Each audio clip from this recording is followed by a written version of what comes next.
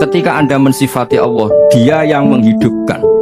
Sudah itu tanamkan, sehingga ketika kita mati, santai saja. Kenapa santai? Allah punya cara menghidupkan kita. Zaman kita hidup juga gak tahu caranya ngelola jantung, ngelola paru-paru.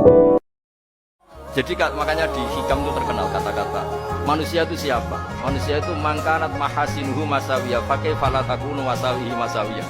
Manusia itu orang ketika baik saja salah, apalagi pas salah.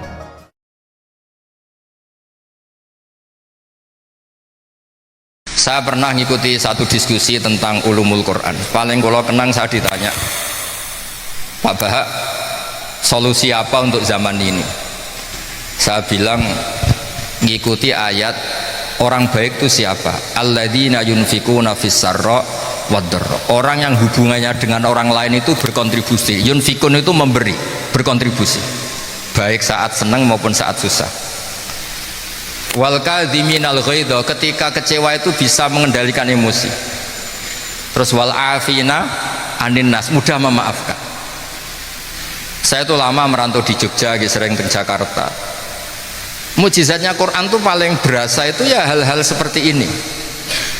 Sampai rasa bayangno mujizat kayak Nabi Musa di tongkat sakti. Ya Allah, kita ini ingin anak-anak kami ini bersujud kepada Engkau, ingin anak-anak kami ini melakukan sholat. Tapi mereka ini manusia yang untuk ketahanan hidupnya butuh makan, butuh rizki, butuh ekonomi. Maka tolong ekonominya dijaga ya. Jadi dibalik, demi sholat menjaga ekonomi. Jangan dengan demi ekonomi meninggalkan sholat. Jadi dibalik, jadi demi sholat menjaga ekonomi. Di dunia ini kata Allah, mulai Nabi Adam sampai kiamat, gak ada yang bisa menandingi kekuatan kalimah. Kalimah itu kata-kata. Gak ada yang bisa menandingi kata-kata. Misalnya Anda nge-grab, berangkat istri cuek, berangkat cuek. Itu beda dengan ketika meskipun satu kalimat, wes Pak, muga-muga dilindungi pangeran, mungkin-mungkin jenengan selamat. Itu menjadi teduh dan semangatnya luar biasa karena kayak mendapat support. Saya itu sering ngaji lewat YouTube panjenengan Gus.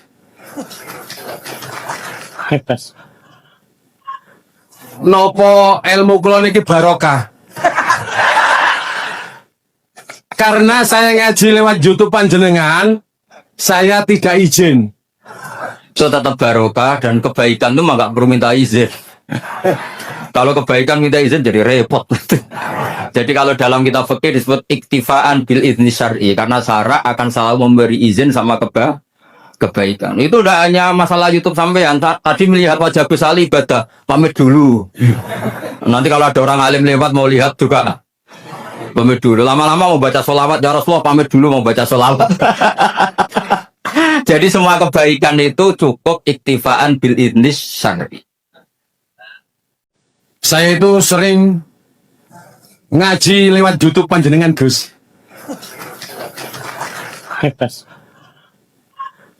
Nopo ilmu kula niki barokah. Karena saya ngaji lewat YouTube panjenengan, saya tidak izin. So tetap barokah dan kebaikan itu mah gak perlu minta izin. Kalau kebaikan minta izin jadi repot.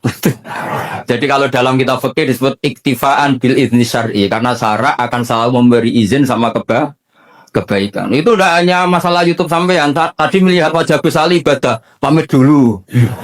Nanti kalau ada orang alim lewat mau lihat juga, pamit dulu. Lama-lama mau baca sholawat, ya Rasulullah pamit dulu mau baca sholawat.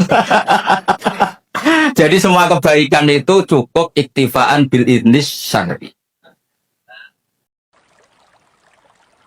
Kenapa Gus yang wajib kok ma'rifatullah? Kan banyak orang berpikir mestinya yang paling pokok itu ya kita kalau butuh makan ya makan, kalau butuh oksigen ya menghirup oksigen, kalau butuh minum ya minum.